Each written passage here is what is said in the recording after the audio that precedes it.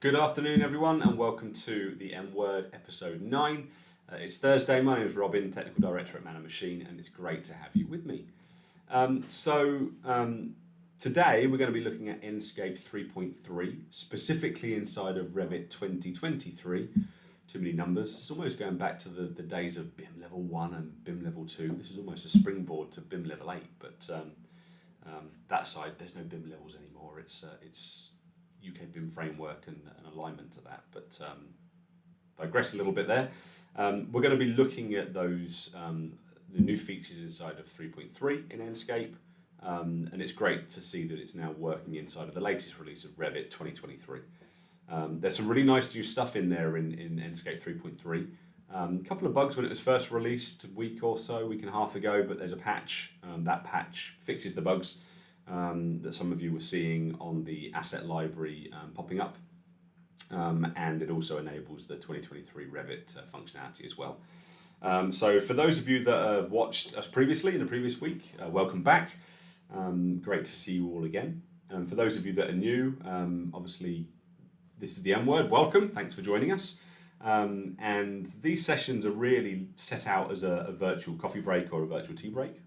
Tea is the order of the day today for me. Although it's with long life milk, always makes it taste like holiday tea, not like real tea, but nonetheless, it's warm, it's good. So these sessions are really a warts and all focus on something technology related in the design space, whether it's AutoCAD, Revit, Inventor, Vault, Autodesk Construction Cloud, or today Enscape. We're here to give you tips, give you tricks, show you new functionality, new workflows, and generally just talk about tech for half an hour or so, which for any of you that know me, I am a geek. I like technology, so I will talk until I'm blue in the face if necessary. But it's great to have you with us. If you are new, please like, subscribe, and hit the bell to turn on notifications on our channel. There's a lot of new content on there, and we put new content up nearly every week. So whether you're after a demonstration of a piece of software or a workflow, some information on the latest and greatest BIM standards like the ISO 19650 standards, how that incorporates with Autodesk Docs in the Autodesk Construction Cloud using the naming convention tools. There's so much on there that may be of use. So click us a like, click subscribe, and go and check out our channel. And there should hopefully be something on there that's useful. And if there isn't anything that's useful, please give us a comment. Tell us what you would like to see, what you want to see during these sessions. And what kind of information would you like us to broadcast about? We do these every Thursday at 2 o'clock. So yeah, we're happy to make them as specific to you as you want them to be. So without any further ado, I'll stop going on about general bits and pieces, and we will share my screen. No, we won't. That's the wrong button. We will share my screen. There we go. And I'm in Enscape 2023. Enscape 2023. Revit 2023. The first thing I'm just going to point out really quick and off the cuff is if you are running Autodesk products, just make sure you check your Autodesk desktop app and do a right-click check now. There was a licensing fix that was released beginning of this week, very end of last week, over the weekend maybe. Either way, over the Easter period, there was a new licensing hotfix which does fix some security vulnerabilities in the Autodesk licensing service that they identified and spotted, so please make sure you install that. But that aside, I'm in Revit 2023 and I'm actually using the Enscape sample that they put together a couple of releases ago when they were looking at the asset library and the custom assets, because I think this actually shows off the background behind one of the new features, which is the site context tools, which are phenomenal. So what we have in here is a fairly hefty model, but we've got our building over here with all these windows, and then we've got some contextual elements that have been placed around our building or around our model to give us some site context. I'm just glancing over here at the corner because I think my connection's dropping a little bit, so just bear with me. Hopefully it'll come back in a second. And we've also got some road that's been modelled up. And until now, this is how you would model site context inside of Revit to then see that site context inside of the likes of Enscape. You would physically model something. Yes, it might just be a mass that you've applied some textures to, but it would be a very manual process. What we can do now inside of Enscape 3.3 is we can get Enscape to actually model our site context for us, which is hugely beneficial. So what we're going to do is just show you how that works very briefly. So let's just jump into Enscape. And the first thing I'm going to just do is just stop and look at this for a second, because it seems with every release, they get this looking better and better. And again, the fact that all I've done is press go. For those of you new to Enscape, it's just fantastic what this does. You hit the start button up here, it thinks about life for a minute, and then it will open up your model in context. And yes, this is a sample model. Therefore, yes, it's got detail that you wouldn't ordinarily maybe have, like the detail we've got on these windows over here. We do have some assets that have been added, and clearly the textures are not standard. But this is something that's easily achievable with Enscape. I'm running on a pretty high-spec machine here. It's a 15-inch precision laptop. It's got a high-end i7. It's got a last generation Quadro P4000. So it supports ray tracing and RTX, which is great. And I've got 64 gig of RAM, so I'm running quite a high system. But the general quality that you can get out of this is just outstanding. It really, really does look good. But what we're going to do, and I do have this on Ultra, so it's probably just going to struggle a little bit, is let's just fly up and just have a look down on this context here, just using WAS and D on my keyboard. And historically, this is what we would do to get context of a site. We would model it in Revit. Therefore, the Revit model is heavier. Maybe it takes a little bit longer to load. It's painful to do that. Maybe you're using something like Placemaker, or you're using something like InfraWorks in your collection to bring some of that detail across. But actually now what we can do is start doing things inside of Enscape to make our life easier. So what I'm going to do, and this is going to take a couple of seconds because I'm going to do this live, I'm going to show you that inside of Revit, I've just created a site context view, which is the exact same building, but I've turned some of the stuff off. I've not turned all of it off. Quite frankly, I ran out of time before we went live at 2 o'clock, but we've turned some of the stuff off. And I'm going to change to that view inside of Enscape in order to show you these site context tools in 3.3. So I'm going to come up to my view manager, and I'm going to say that I want to load up my site context view. Give it a click, wait a couple of seconds, great, there we go. So we've got the building in there. I've got a bit of the outside site on there, which I don't really need for the purpose of this, but I'm going to use it anyway. And then what we can do with this now inside of 3.3 is, you notice we've got this little icon at the top left that almost looks like a city. There's a couple of buildings there. Almost looks like SimCity 2000 icon. Anyone remembers that game? That was fantastic. If we click site context, what we can do is we can add a site context. And this is something that we do directly inside of Enscape, not in Revit. So this isn't adding any detail, any 3D elements, any intricate topos or whatever that is that you're just wanting to use for visualization. It's not adding that into the model. It's purely doing this inside of the visualization, which for me, again, is a huge win, because that means that you're not bombarding your Revit model with stuff that it doesn't need. So we get the internet mapping service popped up using StreetMap here. And I'm not going to do too many wild and wacky things because we're broadcasting live, and as I say, it does look like my broadcast is struggling a little bit, so I hope I'm coming through all right.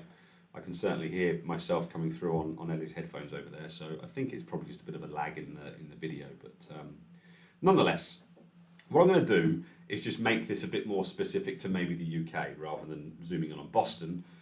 So maybe we'll go to London. I want to go somewhere that's typically, there we go. I want to go to somewhere that is based in the UK, but I want to go somewhere that I know it's going to pull some information. So this is using the OpenStreetMap.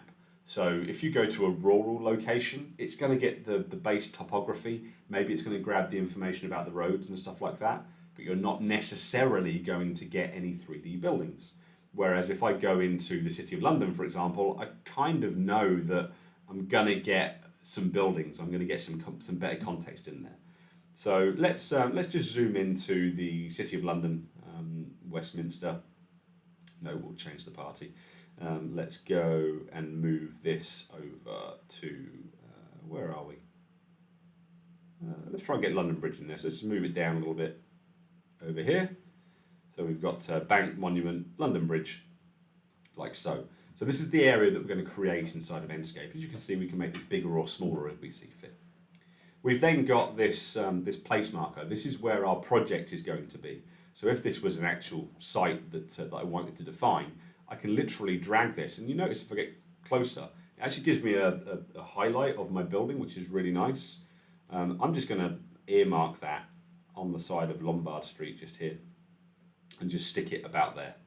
There's going to be buildings there over New Look. I don't like New Look, so I'm going to build over the top of it.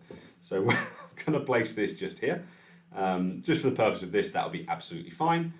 I can say that I want to turn on buildings and landmarks, streets and sidewalks, and topography, and I'm going to say import. And what this will do is it will go and pull that information, download it off the internet. So again, please bear with me if it starts to stutter, although I can see my light's now gone green, so my streaming quality has improved. And this will download that site context.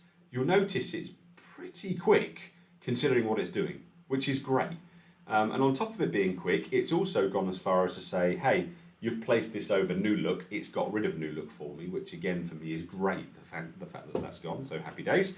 Apologies if anyone is watching likes New Look, but I don't like New Look. Anyway, let's come down here and see that we have the building, and if I zoom out, you can see that we have this around a contextual site.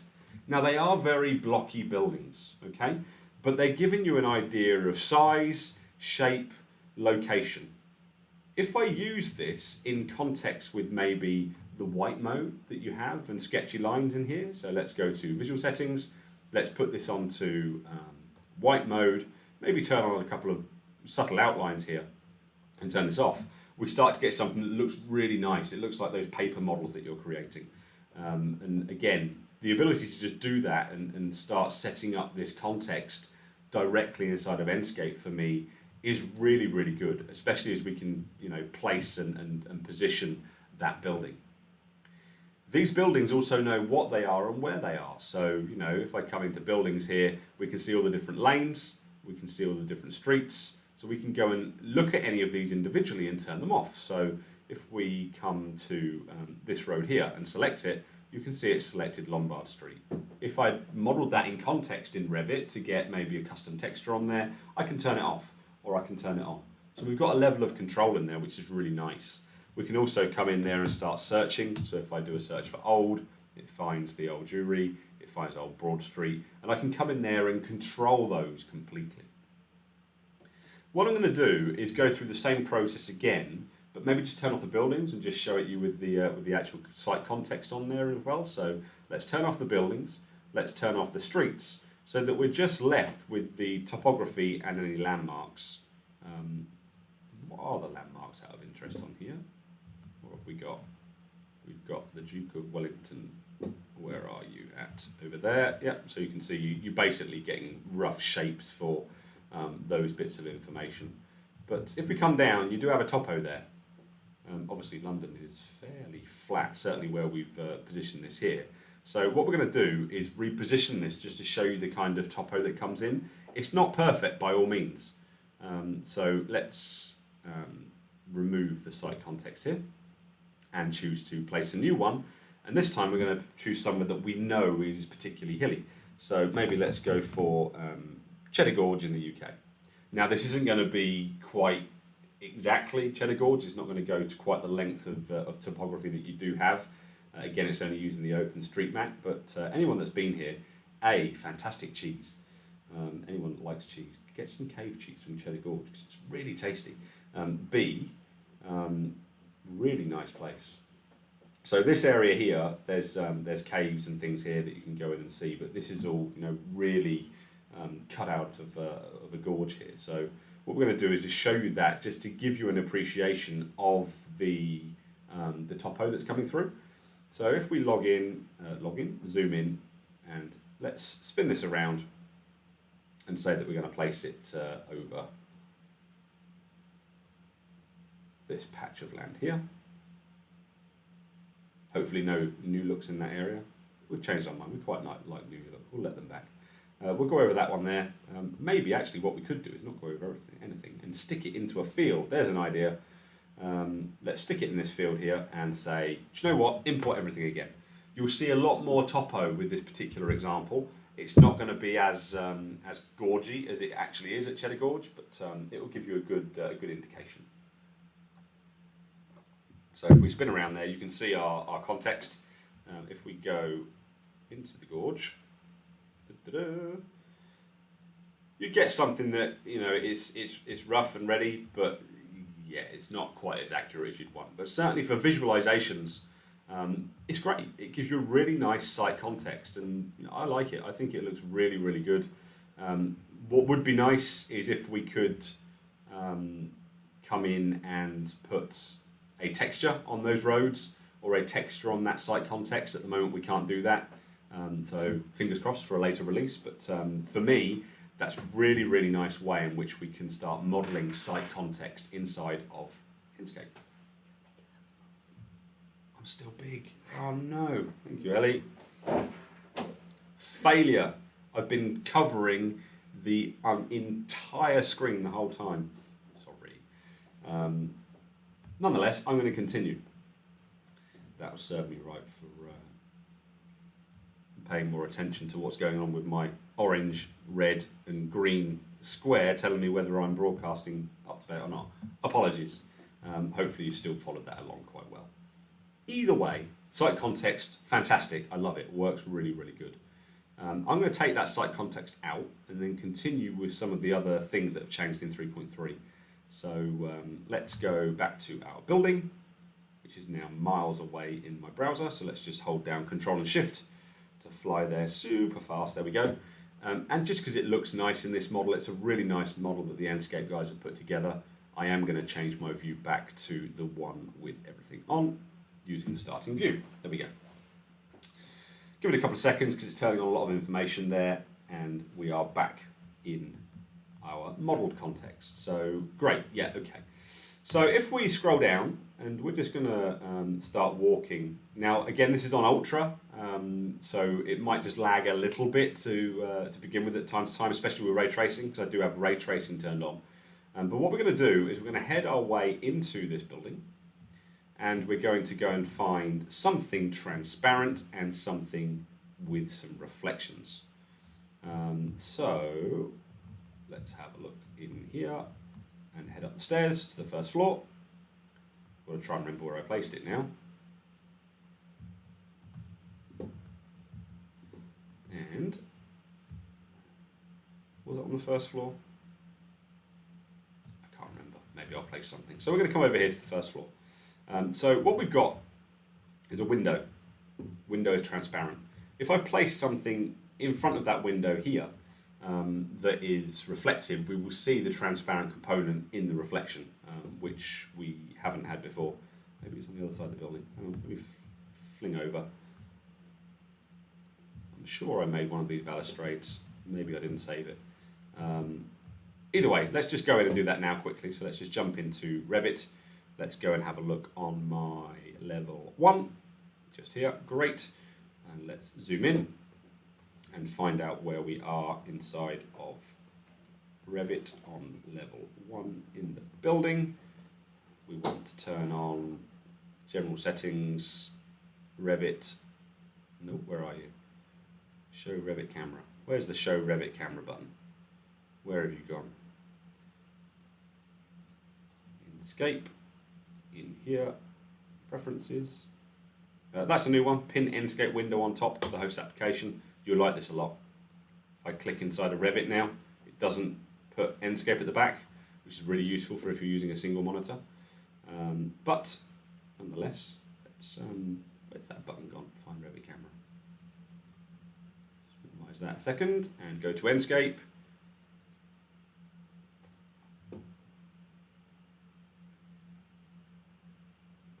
Where are you, Revit camera? Anyone with eagle eyes? I'm sure we only went up one level. Maybe we went up two, or maybe it's just been modeled in a different way, perhaps. There we are. So here's our Revit camera, and we came through this door here. So what I'm going to do is literally just place something that's got some reflective information on there, and then the transparency on this door, which has got some frosted glass on it, we should be able to see regardless of it being transparent. So I'm just going to model something that's in place. So let's model an in-place component. Let's be naughty and just choose a good old-fashioned generic component, and let's place that down just as a basic extrusion on level 2, and we're going to place that just in front of the door over here. Press the tick. Let's go and see how big that's placed that inside of Enscape. Is it going to update?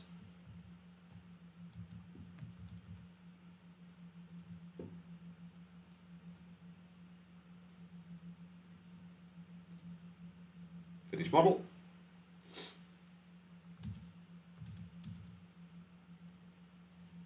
Still quite small, so let's edit in place again. If you turn on Pin Enscape, just remember that you've turned it on, because otherwise you'll be forever saying, oh, it's happening, not working. So let's go up from that floor, 0. Okay, we're going to go up from 0. Let's make this about 1.5 meters in height. Apply. Really hope that's in millimeters. And what we're going to do with that particular component is we're going to give that a color. So if we come into materials, jump into material library here, and we're just going to get something reflective. We got any chrome in here maybe? There we go. Just some chrome, reflective chrome. We don't want to save right now. Give that a couple of seconds to update. Jump back into Enscape, and if we go around here, we should now be able to see our transparency, he says. The door is clearly not there. We'll need to check that one. That is certainly one of the new features, seeing transparency through reflections. So it's there on that side, which is bizarre. So here you can see the components making up this wall, like so, which is great. So we can pin Revit on top. Pin Revit on top. Pin Enscape up on top, and we can show transparent objects inside of a reflective surface as well, which is nice. Another really good one in here, which is a little bit overdue, is the ability to export your alpha channels. So if we just head back outside, get to a really nice looking render, like, let's come down a little bit, looking up at the building, something like that, which is great, tortoise height. And then, I'm going to give it a couple of seconds. If we go to the visual settings inside of Enscape 3.3 and come over to output, we've got a couple of tick boxes now. So if you choose to export object ID, material ID, depth channel and alpha channel, we can turn that on. Specify a depth range if you want to. And then when we export this image, let's just export this onto my desktop and hit save. It's going to go ahead and give me several outputs as an image file, which is really nice. It's going to take a little bit longer because of that, naturally, but you'll get all of those different image outputs as separate files, which is hugely beneficial for anyone that wants to go and take those into Photoshop or InDesign or Illustrator and actually do something with them. So what we've got here is all of the different channels that image is exported. We'll just open one of these up here. You see here is the general image, and then you've got your depth channel, your alpha mask, your material IDs, your object IDs, so on and so forth. So anyone that might need to use those, that's really, really nice. Or if you just want to do your alpha channel, we go back into the visualization settings again, go into output, untick that one and just say apply alpha channel when you've got ping selected. This time if I save that out again, I'm just going to open up Photoshop in the background here. And when we open that up in something that recognizes a PNG properly, whether it's Photoshop or whether it's Paint.net or GIMP or any of those other ones out there, you can open your image and you'll actually get a separate alpha channel on your export. So if we say that we want to do a file and open, and if I open up from my desktop that one that we've just created here, and give it a second, you'll notice that it doesn't have a background. So that background has gone out as completely transparent, meaning should you want to, we can basically go and fill, edit, fill with a pattern, water, water, go. Hooray, we're under the sea.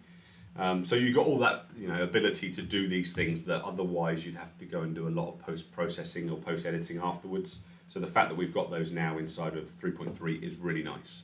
So site context, the alpha channel export. What else have you got in here? There's some new assets for both education and materials with regards to that as well. So if we jump into Revit, and again I'm just going to use this first floor here just because it was easy enough to find. When we come through, where were we? Yeah. When we come into this section here, if we go to Enscape, come into our asset library, custom assets were there last time. Let's just go into Enscape asset, and we should now have a category in here for school. So we can do a little search for school, and we've got a load of school-based assets. Maybe they're down as education. Search everything with a tag of education. There we go. Naturally, being a drummer, I'm going to put the drum kit in there. Disappointed to see there's not a Tamar drum kit, but hey ho, we're going to place it anyway. Everybody should have a drum kit in their Revit model. That should be a new rule. There was once a rule where you needed to have an ATST walker in your model, but now it's going to be a drum kit. And whilst we're there, we'll better put in there a telescope as well. Why not? You don't need to see all of these. You can go and research them for yourself. But the ability to now add educational assets is really, really nice inside of Enscape. And again, if we just jump in and fly, oops, not quite that fast because now I've really got myself lost. Let's come in, same as we did before, head up these stairs and go to that location where we just were. Again, I'm running on Ultra, so if it's a little bit slow, I apologise. Let's head over the way, and there we have our telescope and our drum kit placed here. Lovely. So really good high quality assets, and they're now in there, and you can place them and use them as you see fit, and they obviously bring a lot to your scene. Conscious that I'm running out of time, so last couple that we've got in 3.3 is to do with materials. So you now have a material override option, or overwrite option as they call it, which means you no longer have to import and export Enscape materials as part of your workflow. So we've had for a few releases this Enscape material editor up here, and obviously we've got this Enscape material library again that's been around for a few releases as well. This library is ever expanding. It's fantastic. It works really well. And again, you've got that education tag, I think, that it's placed on there. But as part of this workflow that you have inside of 3.3, you no longer have to export and import and export and import and export and import when you come into working with different materials. All you need to do is basically make the changes, and it will allow you to manually override those changes wherever you've got that inside of your model. So you can make a change once and have that rolled out, which there's not really anything there to demo as such, but it's a nice feature nonetheless, and it really allows you to go to town with regards to your speeding up your workflows using this tool. And again, obviously, I'm using Revit 2023, so it's a lot quicker this year. The support for 2023 has come out much quicker than it has in previous years. And again, I just think it's credit to the developers over at Enscape and the guys at Autodesk getting these wonderful tools working together. It certainly works really, really well. But for me, alpha channel export and site context are the two key ones. If you update it to 3.3 and you were seeing bugs when you open the asset browser, run an update now. A, it will work with 23 Revit. B, it should fix those bugs as well. And with regards to your Revit, do the license update that was out earlier in the week, because it will fix some security vulnerabilities that were in there. And that, for me, is all I wanted to show. So I hope that's been useful. A little bit of information on Enscape 3.3, another fantastic release, works really, really well. And if you just want to have a play with it, you can go onto their site, by the way, and download these samples, which are great. And there's a lot of these around, so just going to pull this over. If you've got Enscape and you want a model to have a play around with, go to Enscape, go to Resources, and come down to Sample Projects. You have both self-running executables, some material showcases, and some actual Revit or Vectorworks or SketchUp files that you can actually get in and have a play with, which is really, really nice. And if you specifically wanted to focus on the 3.3 release and see what that was all about, they do have a school project, which again you can download. It's a self-executable file, so you don't have to have Revit open in the background. Again, depending on your machine, it might take a minute or two to open up and load. But nonetheless, once you've got it open, it will allow you to navigate around a school in Enscape, showing off the site context and showing off those new assets as well. And just before we call it a day, I was just going to try and open that up here, just so you could see what that was all about. But once again, thank you for joining us this afternoon whilst this loads. I do hope that was useful. If there's something that you want to see, drop us a comment. Don't forget to like, subscribe, give us some feedback, hit the bell to notify, and check us out on all of our social media platforms. And get in touch. We're always happy to hear from you and have that feedback. Looks like this is going to take a little while to load, so I'm going to leave the stream going, but I'm going to go on mute and turn the camera off. Although I don't think I can actually turn the camera off whilst using my screen. So maybe I'll just talk for another 30 seconds, and if it's not opened, we'll call it a day. Thinking about next week and what we can show next week, I think there's a few different options. But again, maybe drop us a comment and let us know what you want to see. Is it something construction based? Is it something manufacturing based? If you want to see one of the cloud tools like Autodesk Docs or Collaborate Pro, and yeah, just let us know, and we'll be more than happy to do that.